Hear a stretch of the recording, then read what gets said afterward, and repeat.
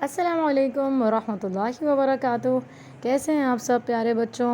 اللہ تعالیٰ آپ سب کو ایمان اور صحت کی بہترین حالت میں رکھے اور اللہ تعالیٰ ہم سب سے بہترین قبول ہونے والی نیکیاں کروا لے، آمین یا رب العالمین۔ جی تو ہم سیکھ رہے تھے سورۃ الفاتحہ، اس کو سمجھنے کی کوشش کر رہے تھے۔ تو ہم نے پچھلی والی آیت میں سیکھا ایاک نعبد و ایاک نستعین، یعنی کہ ہم تیری ہی عبادت کرتے ہیں اور تجھ ہی سے مدد مانگتے ہیں۔ تو اس کے بارے میں نے آپ کو پچھلے والے لیسن میں بتایا تھا۔ اب ہم آگے چلتے ہیں۔ رب اشرح لی صدری ویسر لی امری واحلل عقدۃ من لسانی یفقہوا قولی۔ جی پیارے بچوں، آج جس آیت کا ترجمہ ہم سمجھیں گے وہ ہے اہدنا الصراط المستقیم۔ ٹھیک ہے، تو اس کا ترجمہ آپ سب میرے ساتھ ساتھ مل کر پڑھیں۔ اہدنا، دکھا دے ہمیں، الصراط، راستہ، المستقیم، سیدھا۔ جی تو ہم اس آیت میں کہہ رہے ہیں کہ یا اللہ ہمیں سیدھا راستہ دکھا دیں، ہمیں صراط مستقیم دکھا دیں۔ تو کون سا ہے سیدھا راستہ؟ کیا نام ہے اس کا؟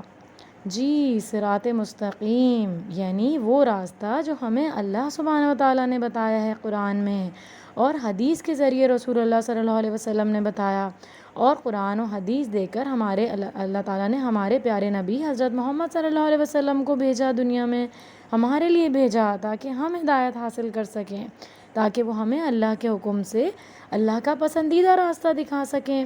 تو ہمیں یہ دعا بہت زیادہ مانگنی ہے، اہدنا الصراط المستقیم۔ کیا دعا مانگیں گے آج سے ہم؟ اہدنا الصراط المستقیم، کہ یا اللہ ہمیں سیدھا راستہ دکھا دیں۔ سب سے قیمتی نعمت کیا ہے؟ سوچیں، میں نے آپ کو بتایا تھا پچھلے لیسن میں، جی ہدایت ہے۔ سب سے قیمتی نعمت ہدایت کی نعمت ہے۔ الحمدللہ اللہ سبحانہ و تعالیٰ نے ہمیں ہدایت کی نعمت دی ہے، ہمیں مسلمان بنایا ہے، لیکن ہمیں اس کے اوپر قائم رہنے کے لیے محنت کرنی ہے۔ اس لیے ہمیں ہدایت کی دعا ہر وقت مانگتے رہنا چاہیے۔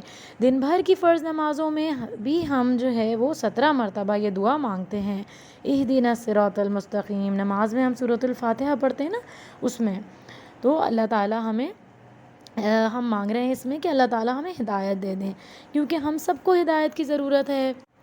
آپ کو پتہ ہے جس کو ہدایت مل گئی وہ قیامت کے دن بھی کامیاب ہو جائے گا۔ ہدایت کی دعا مانگنے کے بعد ہمیں کیا کرنا چاہیے؟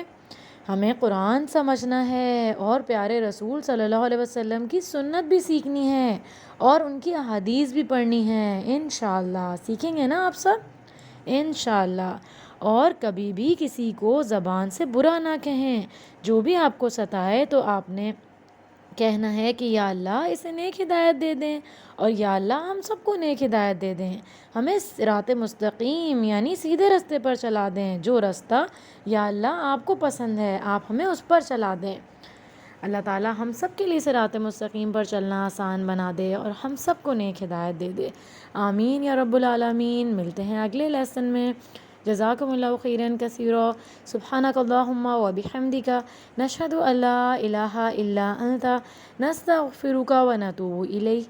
السلام علیکم ورحمۃ اللہ۔